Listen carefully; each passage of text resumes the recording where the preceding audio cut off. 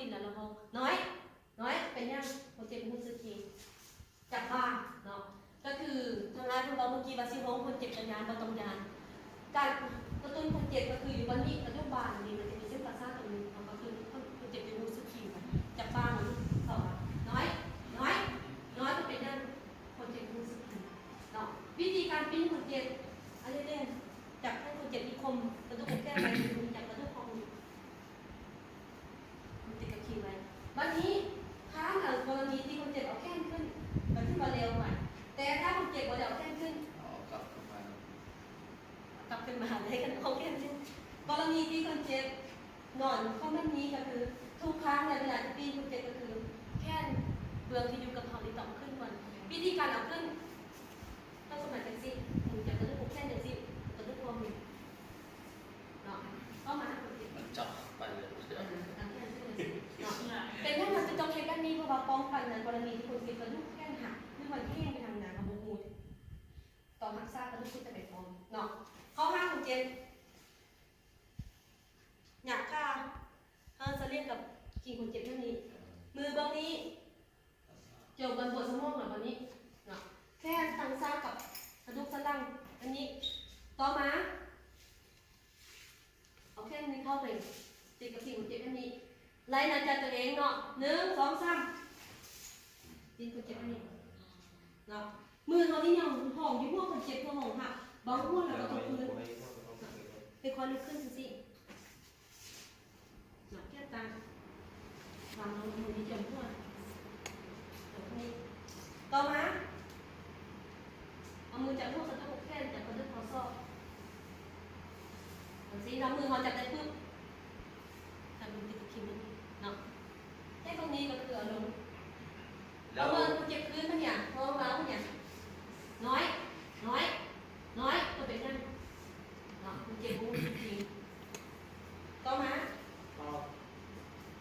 เรียกเราต้องฟังเลยในกรณีคนเจ็บนี่ยังขับอยู่หรือว่าอยู่กองรถแบบนี้ต้องได้คนเจ็บออกมาก่อนต้องเคลื่อนรถบ่หรือว่าเคลื่อนคนเจ็บออกมา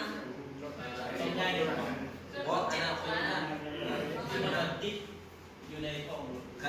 กรณียังติดอยู่กองรถอยู่ไหนกรณีติดอยู่กองรถกองคนเจ็บเนาะแต่họ chỉ cóย้ายรถเนี่ยย้อนถ้าเวลาย้ายรถมันจะเป็นที่คุกคดีคุกเก่าก็คือเขาจะคุกเก็บออกรถก็คือเจ้าปักในคุกเราสมมติว่าเอาออกไปเลยแต่ต้องให้หน่วยกู้ภัยมาแก้ต้องได้ท่าหน่วยกู้ภัยมาแต่สิ่งสำคัญแต่ถ้าสมมติเราเข้าไปกองรถในการไปแต่สิ่งสำคัญก็คือถ้าในกรณีคุกเก็บเงินอยู่กองรถเนาะตรงในเนี่ยนั่นคุกเก็บขึ้นไปนี่เนาะถ้าเป็นในกรณีที่บางคนเจ็บข้างหน้าหรือว่าเป็นพยานเอียงหน้าคุกเก็บไปเพราะยังเพื่อนก็จะเดินให้แต่เอียงหน้ามาก็คือยูเอามือกดกระทาช่องยูเส้นผ่านขึ้นเลยสิตัวก็จะเดินให้แต่ก็จะเอียงหน้าขึ้น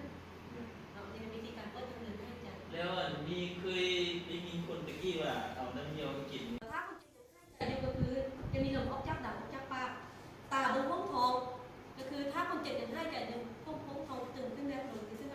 แต่นำเขาต้องพยาบาลจะไปรักษาโรคกล้ามเนาะอันนี้บูมูได้คนเจ็บให้แต่ไม่ให้แต่เพราะยังคนเจ็บเอานมยาหนึ่งแต่ถ้าคนเจ็บเราเนาะว่าการให้ใจก็คือการซ่อมมือกดหน้าผ้าเหมือนช่องนิ้วใส่ขางขึ้นอาป้าเอาฟังเขาจะไล่10 วินาที1 2 3 4 5 6 7 8 9 10คนเจ็บยังให้ใจอยู่เนาะต่อมาข้อชีพจรคือสารมือซ่องนิ้วเนาะการข้อชีพจรถ้าเราคนเจ็บมีสติอยู่ก็คือเขาสามารถจับได้อยู่บริเวณข้อมือก็ได้ทุกข้อพับจะเป็นข้อมือข้อศอกที่รับแผลแอบข้ามยังสามารถจับได้เหมือนถ้าในกรณีคนเจ็บมีสติแต่ในกรณีนี้คนเจ็บหมดสติคือเอาได้เจ็บวันเดียวก็คือวันนี้อยู่ของเนาะเนี่ยวิธีการจับชีพจรหรือการเต้นทุกหัวใจคือซ้ายมือซ่อมนิ้วชี้นิ้วกลางเนาะจำท่าบางของห้อยออกก่อนให้บอกของห้อยตัวเองเวลาเอามือไปจำก็คือมันจะให้จันบันไดเนาะจำนี้เอาจ้าของห้อยไปซ่อมนิ้วมือบนซ้ายมือพวกอะไรเลยจับเลยแต่คนจับเลยการจับมันกระดูกบาเหรอเนาะมันกระดูกในขานี่จับมันเนาะต่อมาจับกระดูกข้างเนาะพอเดี่ยวมีการนัดเจ็บบอ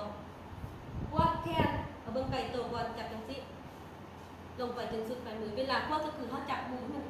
ร่วมกันเนาะแล้วก็มาจับให้มันโซนกันอย่างซีเพื่อประเมินบางการมีการบาดเจ็บเบื้องถึงเบื้องลงจับมานี่คือกันจับข้างลงไปวัดปลายตีนจับเบื้องการจับอันนี้เป็นวิธีการพวกคนเจ็บเขารู้แล้วว่าคนเจ็บไปย่างเลยซอยพ่อเจโถ5 รถผมโม่พ่อเจเดี๋ยวนี้คนเจ็บกระดูกหักแข้งหักขาหักโม่เขาเจ้าเนาะในเวลาเขาเจ้าโทรปุ๊บไปสอบอุปกรณ์มาเนี่ยเนาะแต่การเพื่อคนเจ็บทุกครั้งบอกเขาเกิน2 นาทีต้องได้เห็นไวที่สุดแต่อันนี้เป็นเรื่องต้องไปสร้างเลยทุกทางเบิ่งแต่จริงๆแล้วต้องเห็นว่าเขาเ